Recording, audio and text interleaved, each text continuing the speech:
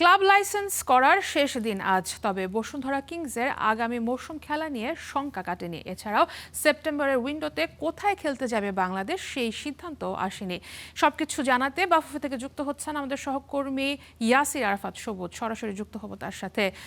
সবুজ, বসুন্ধরা কিংসকে 12টি নিষেধাজ্ঞা দিয়েছে ফিফা, সেই নিষেধাজ্ঞা তারা এখনো কাটাতে পারেনি।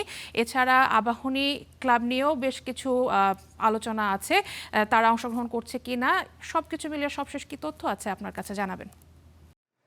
সারা আসলে বাংলাদেশের ক্লাব ফুটবলের যে দৈন্যদশা সেটা কিন্তু এবার আরও বেশি করেই ফুটে উঠছে, কারণ এই দলবদলের দলবদলের সময়টা কিন্তু শুরু হওয়ার কথা ছিল 1 জুলাই থেকে, কিন্তু এখানে তাদের যে নিষেধাজ্ঞাগুলো সেই নিষেধাজ্ঞাগুলোর কারণে কিন্তু দফায় দফায় পিছিয়ে আনা হয়েছে এই লাইসেন্সিং যে সময়টা, ডেডলাইনটা, সেটার সবশেষ 4 তারিখ ছিল। 4 তারিখ থেকে আজকে 7 তারিখে নিয়ে আসা হয়েছে। এবং এর মধ্যে যে খারাপ সংবাদটি যেটি শোনা গেছে যে বসুন্ধরা কিংসের এর আগে পর্যন্ত 11টা নিষেধাজ্ঞা ছিল, এরপরে কিন্তু সেটা তারা কমিয়ে আনতে পারেনি, বরং সেটা বেড়ে 12টায় চলে গেছে। তাই এখন পর্যন্ত বলা যাচ্ছে না তারা আজকের মধ্যে তাদের সেই নিষেধাজ্ঞাগুলো কাটাতে পারবে কিনা। তাদের যে নিষেধাজ্ঞাগুলোর কারণ ফুটবলার এবং কোচদের যে আর্থিক লেনদেনের যে সমস্যাগুলো, সেই সমস্যাগুলোর কারণেই কিন্তু অধিকাংশ নিষেধাজ্ঞা এসেছে। এবং এছাড়াও কিন্তু আবাহনীর 3টি নিষেধাজ্ঞা ছিল, যার মধ্যে কিন্তু তারা 2টি নিষেধাজ্ঞা তাদের তুলে নিতে পেরেছে, 2টি ব্যান তুলে নিয়েছে এবং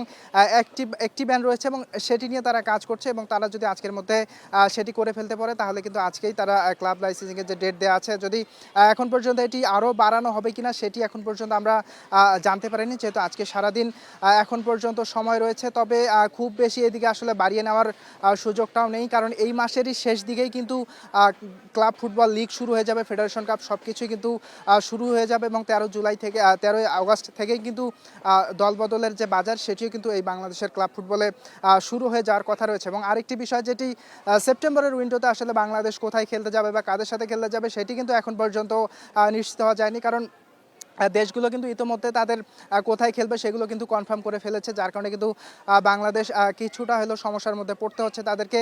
কিরগিজস্তান থেকে যে অফারটা ছিল সেটিকে আসলে বাফুফে খেলতে যেতে চাচ্ছে না। থমাস ডুলি সেখানে কিছুটা আপত্তি জানিয়েছেন যে তিনি এই মুহূর্তে কোনো শক্তিশালী দলের বিপক্ষে খেলতে চাচ্ছেন না। তবে এর মধ্যে একটি সম্ভাবনা দেখা দিয়েছে, ভারতের সাথে ব্রাজিলের খেলা রয়েছে ওই অক্টোবরের উইন্ডোতে, যে সময়টা আবার তারা খেলতে যাওয়ার কথা ছিল আসিয়ান। তাই তাদের একটা সংখ্যা জেগেছে যে ভারত আসিয়ান থেকে তাদের নামটা প্রত্যাহার করে নেবে কিনা। যদি সেখানে ভারত তাদের নামটা প্রত্যাহার করে নেয় এবং এখানে যদি বাংলাদেশ ফুটবল ফেডারেশন একটা সুযোগ খোঁজে যে তারা ভারতের জায়গায় সেই সেপ্টেম্বর উইন্ডো নিয়ে কথা বলছিলেন, আমরা আসলে আজকে ক্লাব ফুটবলের যে অবস্থাটা এখন আছে বাংলাদেশ, বাফুফে কি জাতীয় দল নিয়ে আসলে যেভাবে মনোযোগ দিয়ে কাজ করছে, কিংবা মূল ফোকাসটা কি আসলে জাতীয় দলের দিকে থাকার কারণে কি ক্লাব ফুটবলের দিকে তারা বিশেষ কোনো আলোচনা বা মনোযোগ দিচ্ছে না? বাফুফে থেকে কি জানাচ্ছে আসলে ক্লাবগুলোর এই অবস্থা কেন?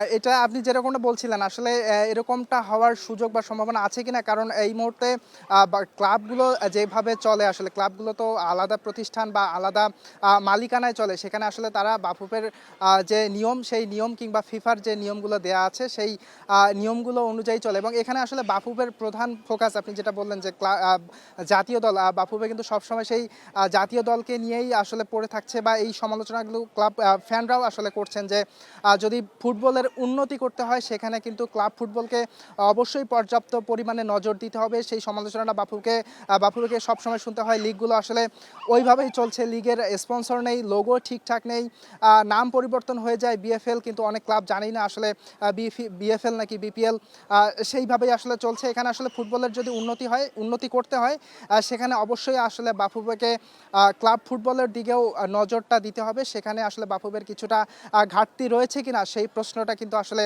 এখানে তোলাই যায়। সারা, সবুজ, ধন্যবাদ আপনাকে।